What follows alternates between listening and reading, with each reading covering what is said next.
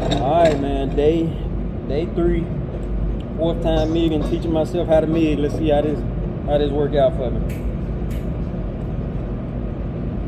You gonna get it in there, Tim? Get it. Fill that hole.